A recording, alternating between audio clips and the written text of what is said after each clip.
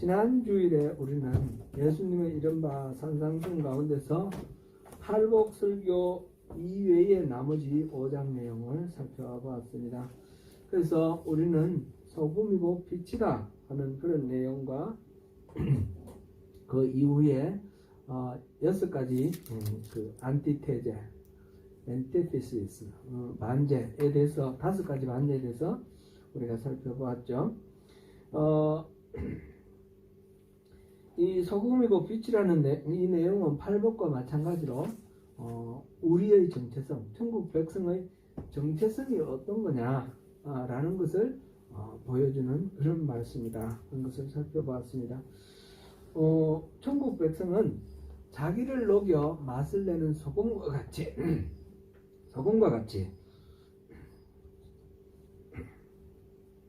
그리고 자기를 불태워 어둠을 밝히는 빛처럼 그렇게 자기 존재를 희생시켜서 세상을 살맛나게 만들고 또 어둠을 물리치고 밝게 하는 그런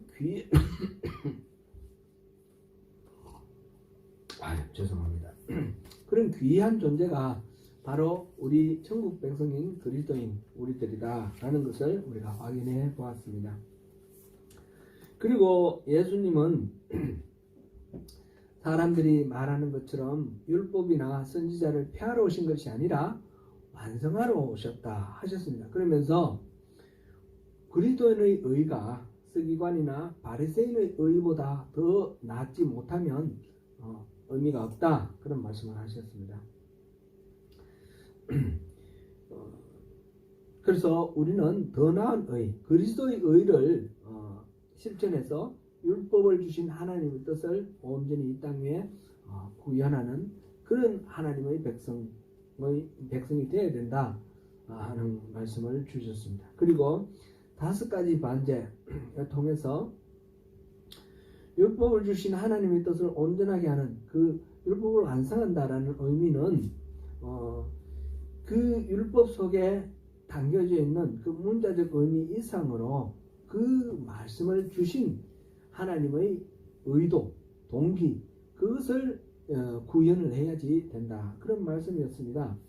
살인하지 말라라는 계명이 있는데 그것은 꼭 사람 목숨을 끊는 것만 말하는 것이 아니라 형제를 미워하고 형제를 저주하고 이런 거 다 살인하는 거나 마찬가지이므로 그렇게 하지 말라는 말씀이었고요. 간음하지 말라라는 계명은 단순히 간음하는 데까지 가야만 문제가 되는 것이 아니라 마음속으로 음욕을 품는 것조차 문제가 된다. 그렇게 하지 말라 그런 말씀을 하셨고요. 거짓을 말하지 말라라는 계명에 대해서는 거짓 맹세하지 말라라고 말씀하시는 라는 그런 사람들의 말을 인용하시면서 아예 맹세하지 말라. 옳은 옳다, 그러면 그러다. 진실되게 살아라. 그런 말씀하셨습니다. 그리고 눈에는 눈, 이에는 이라는 그 동해 보복법이라 그러죠. 똑같이 갚아주는 그런 보복법에 대해서 오른뺨을 때리거든 왼뺨을 돌려대고 오리를 가자 하거든 신미를 가지고 겉옷을 달라고 하면 속옷까지 벗어주라.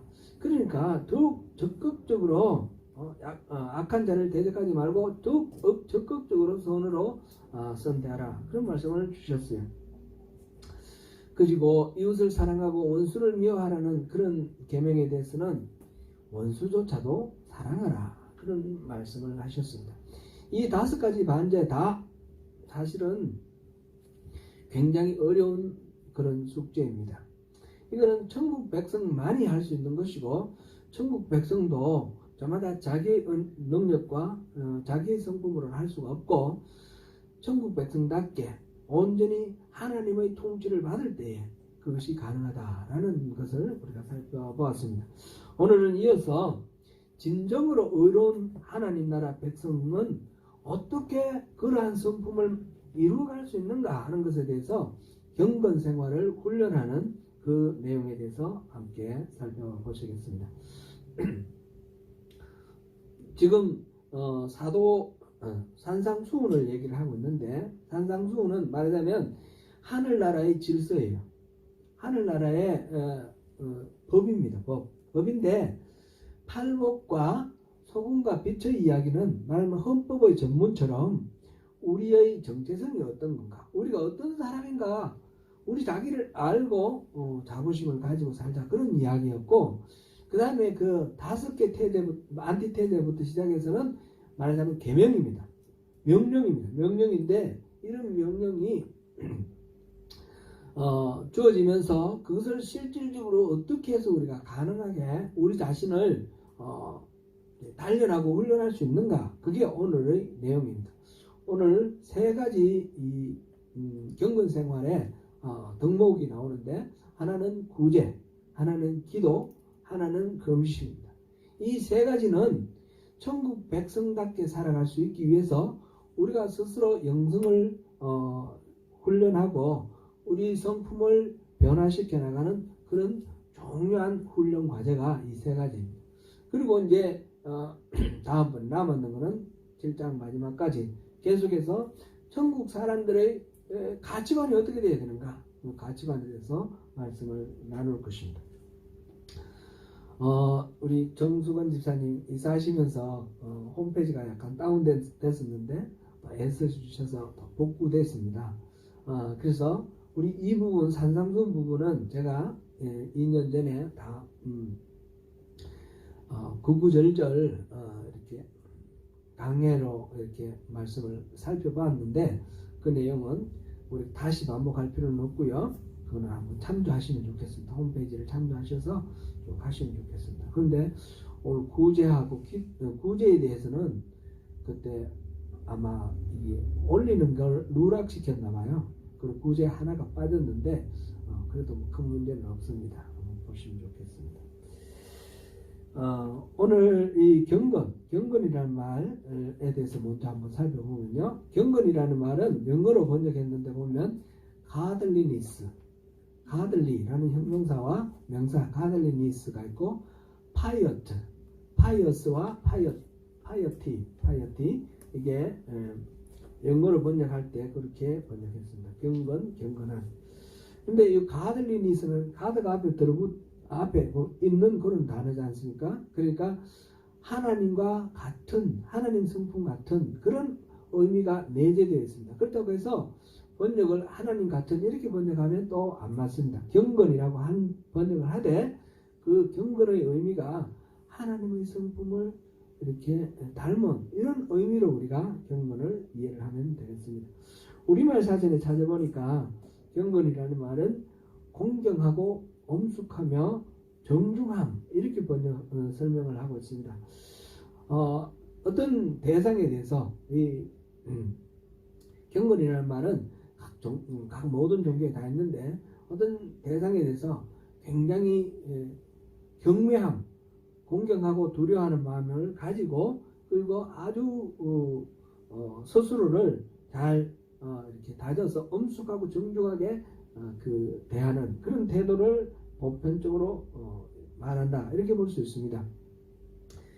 이 성경이 기록되어 있는 이 성경에는 헬란 말로 기록되어 있는데, 헬란 말은 두려워하다, 예배하다라는 말의 의미를 가지고 있는 세보마이라는 동사를 그 동사에서 파생되어 나온 단어를 쓰고 있습니다. 오늘 여기 보니까 경건이라는 말을 이제 테오세베이아라는 단어하고 유세베이아라는 단어를 이렇게 썼는데, 그거를 우리 한글로 번역할 때 경건이라고 번역을 했습니다. 테오세베이아, 테오라는 말은 하나님, 신이라는 뜻이죠. 그래서 신에 대해서 세베이아, 두려워하고 예배한다, 그런 뜻이고요. 유세베이아는 유는 굿, well 이런 뜻이에요. 좋다, 그런 뜻입니다. 잘, 이런 뜻입니다. 그래서 잘 경외한다, 좋게 경외한다. 예를 들어서 유앙겔리온이라는 말 있죠. 유앙겔리온은 좋은, 유라는 말하고 안겔리온이 있다는 말이 붙어 있어요. 안겔리온은 소식이라는 뜻이에요. 그리고 굿 뉴스, 그래서 복음을 유앙겔리온이라고 그러죠. 그리고 유라는 말은 좋다, 그런 뜻입니다. 이게 이제 여러분 다 외울 수는 없지만 한번 들으시면서 그런 거구나 생각해 보시면 좋겠습니다. 그러므로 경건이라는 말의 의미는 하나님을 경외하여 몸과 마음가짐을 삼가는 진지한 태도다. 이렇게 정리할 수 있겠습니다. 그러므로 이 말은 하나님과의 바른 관계를 맺고 있는 의로운 사람이 하나님을 향해 갖는 태도다. 이렇게 말할 수가 있겠죠. 그래서 오늘 1절에 보니까 사람에게 보이려고 그들 앞에서 너희 의를 행치 않도록 하라. 이 의라는 말이 들어있습니다. 이 의는 앞에서 바리새인과 서기관들보다 더 나은 의라 그랬죠. 더 나은 의를 우리가 행해야 되는데 그거는 결국은 하나님과의 관계 속에서 하나님의 의가 우리에게 나타나도록 그렇게 되어야 됩니다. 우리의 의가 아니라 하나님의 의가 나타나도록 그렇게 될 때에 경건이라는 것이 성립이 된다라는 것을 짐작해 볼 수 있습니다. 요한복음 9장 31절을 보시겠습니다. 요한복음 9장 31절 같이 읽어봅니다. 하나님이 죄인의 말을 듣지 아니하시고 경건하여 그의 뜻대로 행하는 자의 말은 들으시는 줄을 우리가 아나이다. 하나님은 죄인의 말을 안 듣는다는 거죠.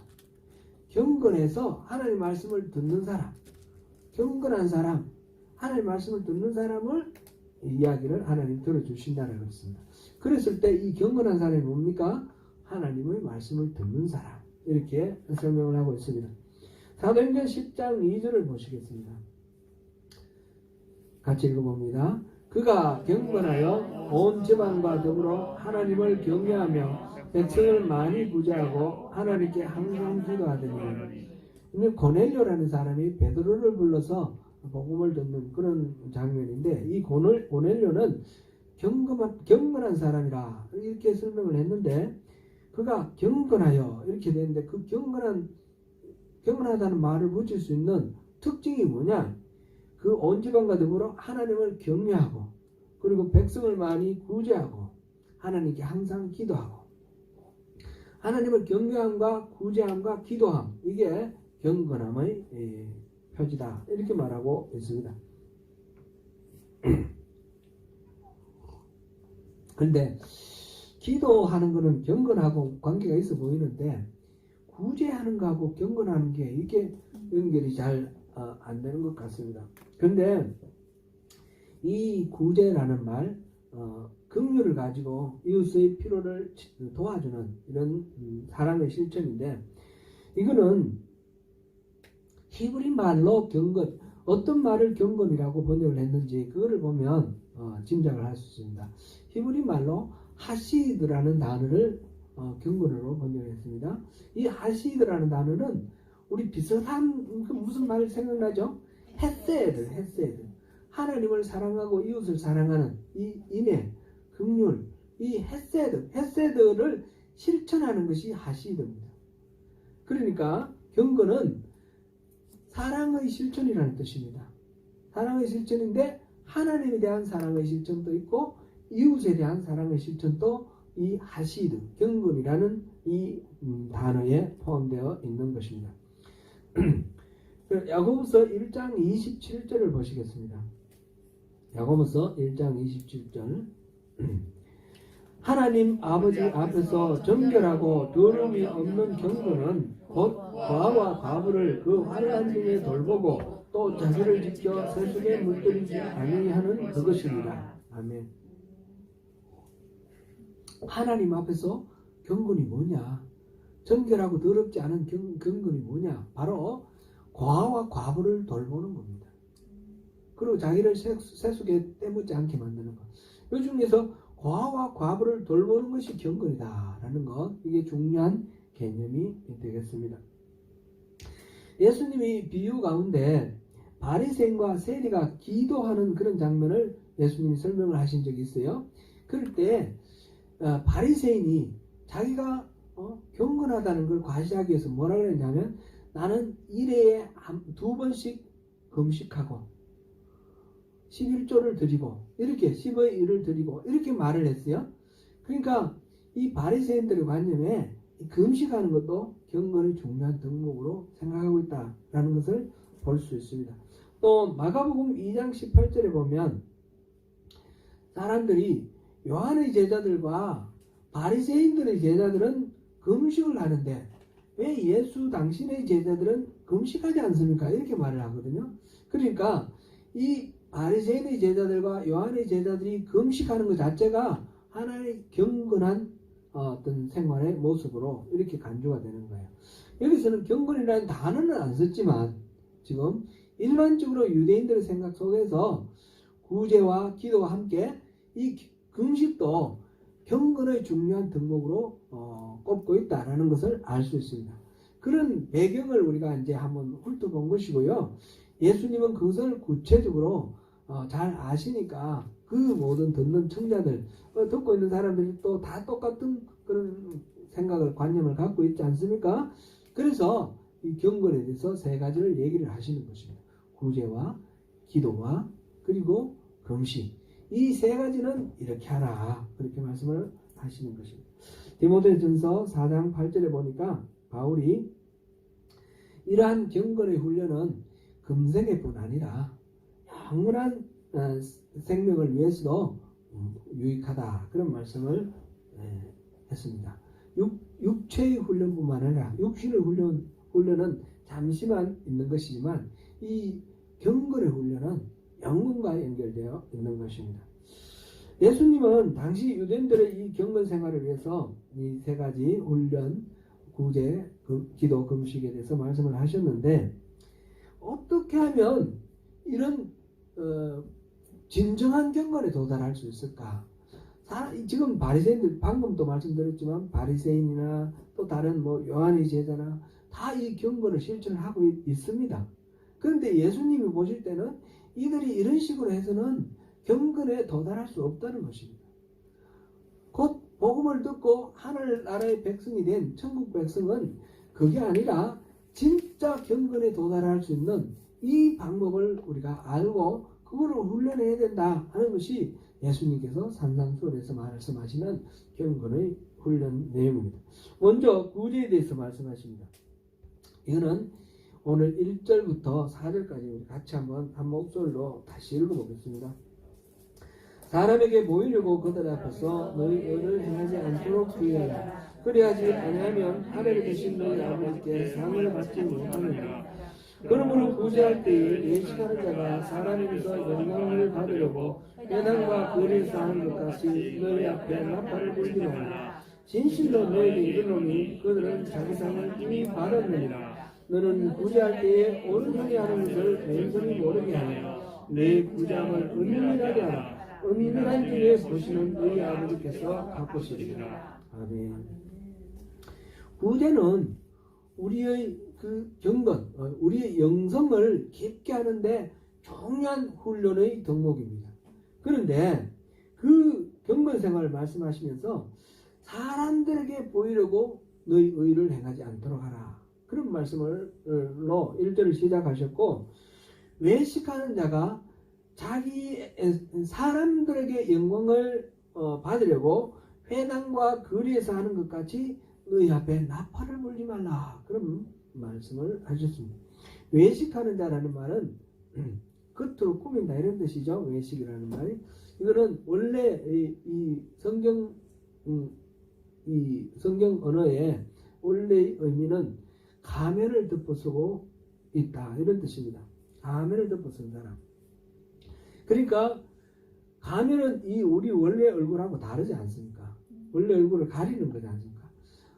그 사람 속과 끝이 아주 판이하게 다른 경우, 이럴 경우 외식이다 그랬고, 가면을 덮었었다고 그랬고, 윗선이라고 그러고, 그러죠? 윗선, 거짓으로 선한 척 한다. 그런 윗선, 그런 행태를 지금 외식이다 이렇게 표현했습니다. 외식은 남만 속일 뿐만 아니라 자기 자신도 속입니다. 자기도 그렇게 하면서 자기 스스로 속는 거죠. 구제 행위를 하면서 나팔을 분다. 이거는 신학자들이 해석해 놓은 거 보면 그 당시에 이렇게 음식을 준비해 놓고 나팔 불어서 와서 갖고 가게 했다. 이런 이야기도 있는데 증거는 없습니다. 그래서 이거는 굳이 실제로 그렇게 나팔을 불었다라는 것보다도 자기의 그 어떤 선행을 떠들썩하게 떠버린다. 그런 것을 비유적으로 표현한 것이다. 이렇게 보면 더 좋겠습니다. 과와 과부로 대표되는 그 도움이 필요한 사람들을 돕는 그런 행위가 바로 구제인데, 야고보서 1장 27절에서는 그것이 바로 경건이라고 그랬죠. 이 경건의 행위이지만 하나님 앞에서 하나님을 향한 사랑의 표현입니다.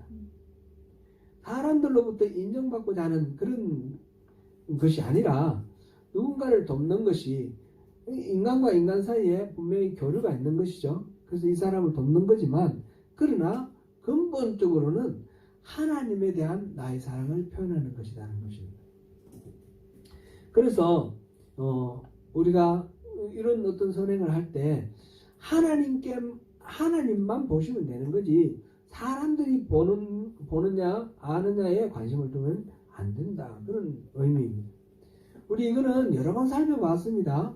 마태복음 25장에 보면 예수님께서 인자가 다시 오실 때, 말하자면 최후의 심판을 하실 때의 그 이야기를 말씀하십니다. 오른쪽에는 양, 왼쪽에는 염소, 이렇게 분류를 해놓고 결론은 그렇습니다. 형제들 중에 지극히 작은 자에게 행한 것은 바로 하나님께 행한 것이고, 형제들 가운데 지극히 작은 자에게 행하지 아니한 것은 하나님께 행하지 않은 것이라는 겁니다. 사랑을 이웃에게, 지극히 작은 이웃에게 행한 것이 바로 하나님께 사랑을 행한 것이 되는 것이고, 이웃을 돌보지 않는 것은 하나님을 돌보지 않는 것이 되는 것입니다. 그러므로 하나님 앞에서 은밀하게 행해야 합니다. 만약 사람들로부터 칭찬을 받고 영광을 받기 위해서 구제한다면 그거는 사람에게 칭찬받으면 그것으로 끝입니다. 여기서 뭐라고 했습니까? 그들은 자기 상을 이미 받았느니라 그랬습니다. 하나님하고는 아무런 상관이 없습니다. 따라서 예수님은 구제할 때에 오른손이 하는 일을 왼손이 모르게 하라, 그렇게 말씀하십니다. 은밀한 중에 보시는 하나님께서 모든 것을 보상해 주실 것입니다. 그 다음에 기도에 대해서 말씀하셨습니다. 본문 5절 6절을 같이 한번 읽어보겠습니다. 시작. 또 너희는 기도할 때에 외식하는 자와 같이 하지 말라. 그들은 사람에게 보이려고 회당과 큰 거리에 있어서 기도하기를 좋아하느니라. 내가 진실로 너에게 이르노니 그들은 자기 상을 이미 받았느니라. 너는 기도할 때에 내 골방에 들어가 문을 닫고 은밀한 중에 계신 내 아버지께 기도하라. 은밀한 중에 보시는 내 아버지께서 갚으시리라. 아멘.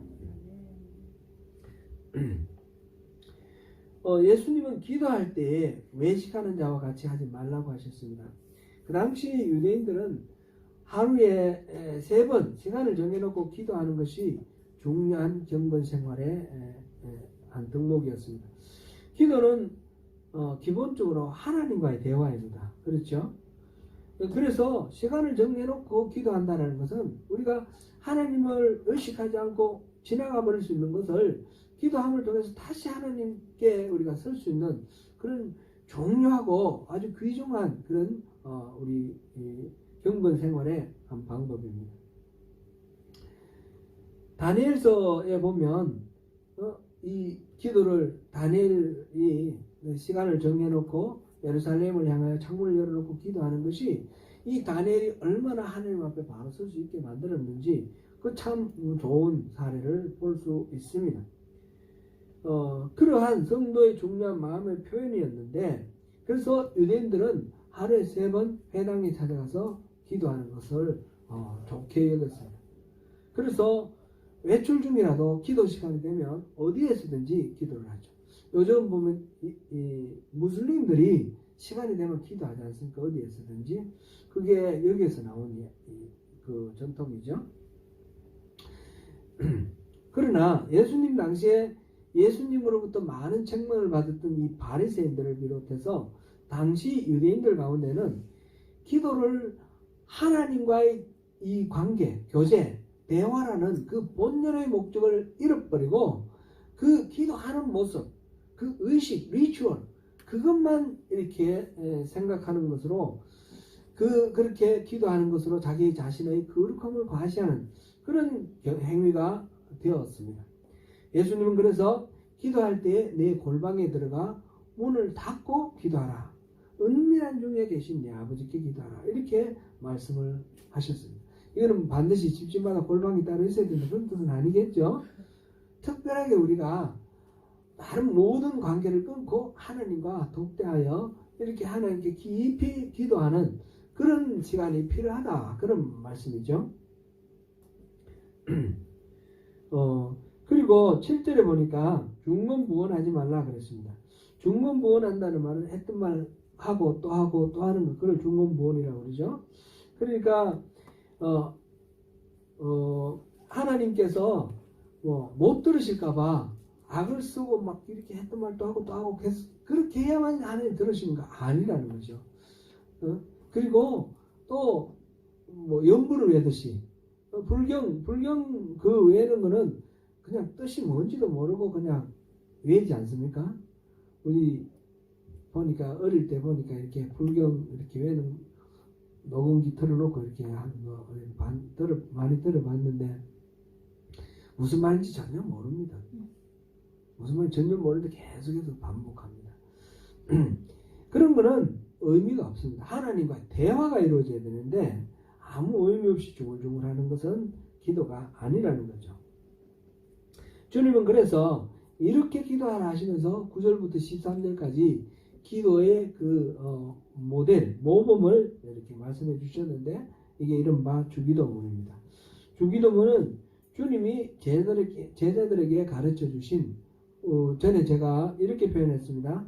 예수 공동체의 비전 선언문 이렇게 표현을 했습니다.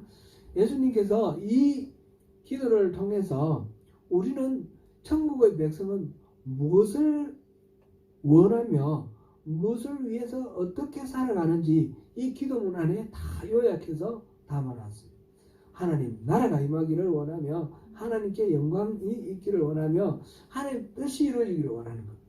그래서 우리가 서로 용서해주고 죄를 짓지 않고 죄에서 자유해지기를 구하는 그런 기도입니다.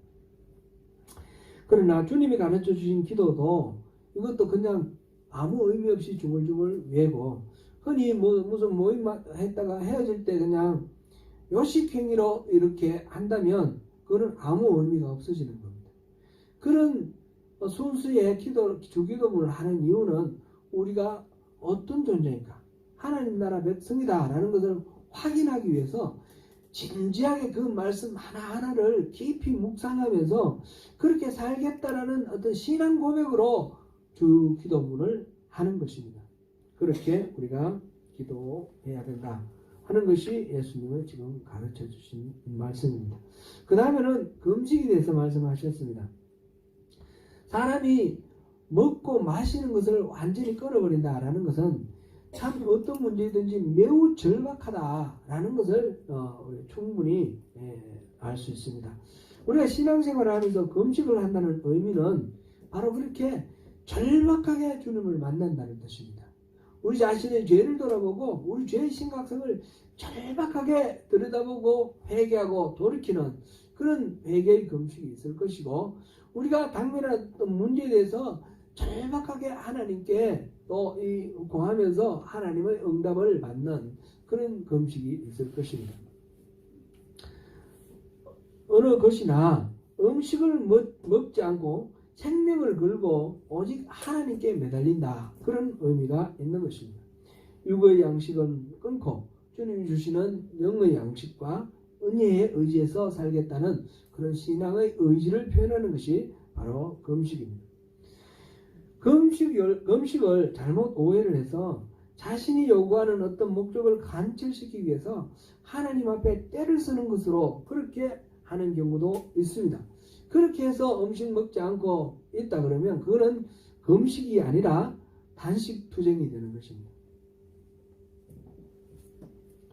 생명을 걸 만큼 간절히 소원하는 문제가 있어서 금식할 경우조차도 내 뜻을 관철시키겠다고 하나님께 매달리는 것이 아니라 그런 절박한 문제를 하나님께 아뢰면서 하나님의 답을 구하고 하나님의 뜻이 무엇인지 깨달아서 거기에 맞추어서 내가 어떻게 살 것인지 결단하는 그런 시간이 되어야지 올바른 금식이 되는 것입니다.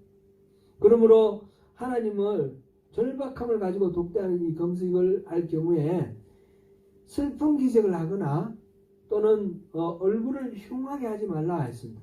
슬픈 기색을 하거나 흉하게 하는 것은 내가 금식한다는 걸 다른 사람이 알아달라 그런 뜻이죠.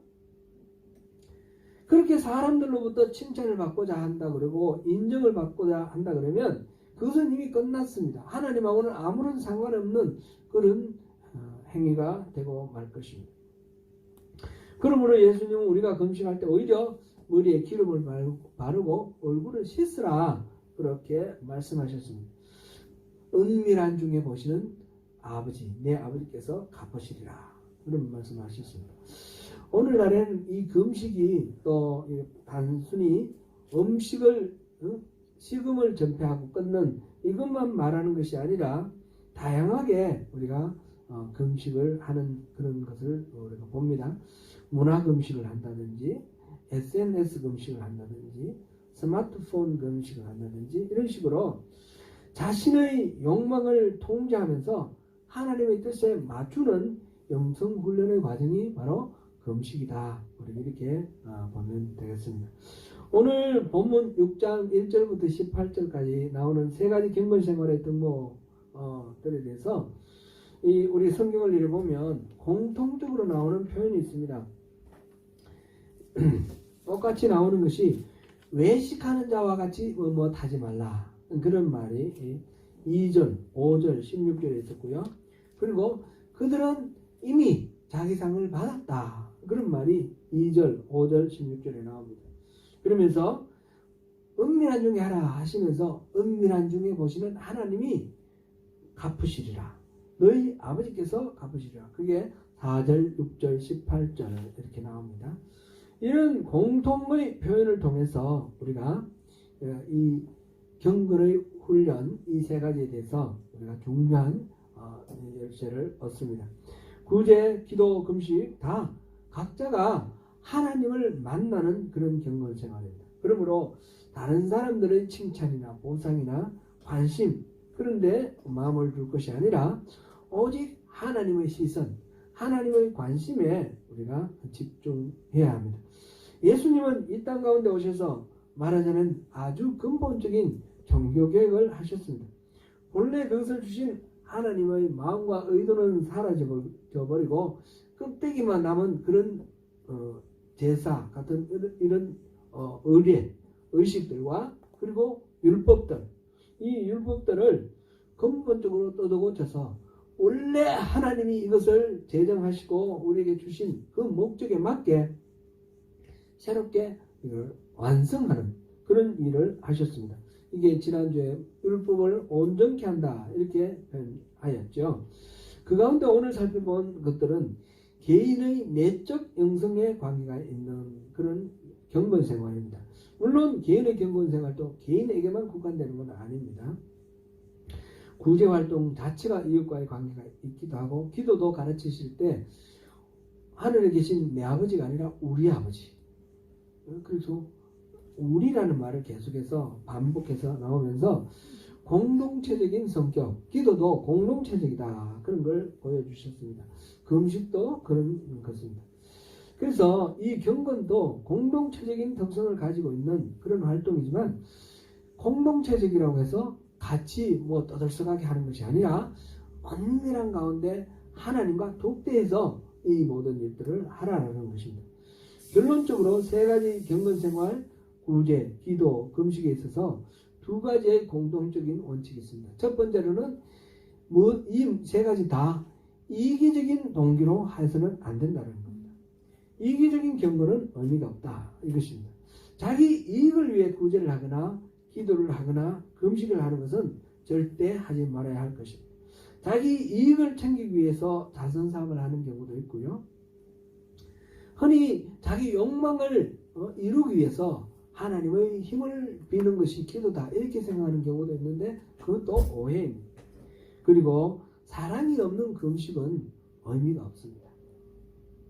자기 만족이나 자기 명예를 위한 경건 생활은 하나님과 아무런 관련이 없기 때문에 경건이라 할 수 없습니다. 이사야서도 그 금식하고 기도해도 그 손에 피가 묻었기 때문에 보지 않으시겠다 하셨습니다.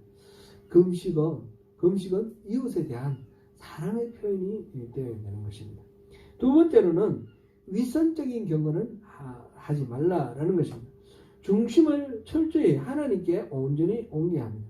세상 사람 아무도 보지 못해도 하나님은 다 보십니다. 우리의 거짓도 보시고 우리의 진실도 보십니다. 오히려 사람들로부터 아무런 칭찬이나 인정, 보상을 기대하지 않고 순전하게 하나님의 마음에만 집중할 때 하나님께서 기뻐하십니다.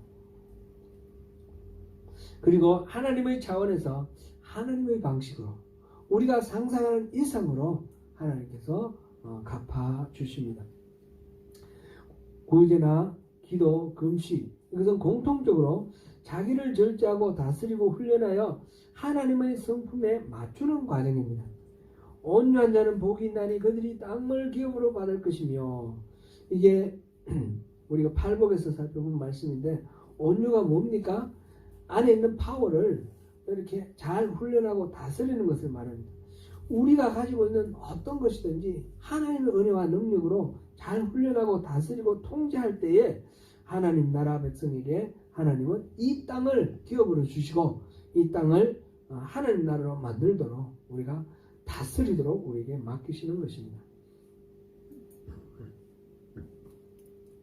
사랑하는 성도 여러분, 하나님께서는 구제할 때 오른손이 하는 일을 왼손이 모르게 하라 하셨고, 기도할 때 골방에 들어가서 문을 닫고 하라 하셨습니다. 금식할 때는 머리에 기름을 바르고 얼굴을 씻으라고 하셨습니다. 사람들이 보지 않을 때 오히려 하나님이 보십니다. 하나님과 은밀하고 친밀한 교제를 하시면서 하나님의 마음을 시원하게 해드리십시다. 우리의 중심을 철저히 자기를 부인하고 자기 십자가를 지고 주님을 따르는 것으로 옮깁시다. 그렇게 하심으로 하나님의 위로와 칭찬, 하나님이 주시는 영원한 생명과 기쁨으로 충만한 천국 백성의 삶을 누리시는 저와 여러분 되시기를 축원합니다.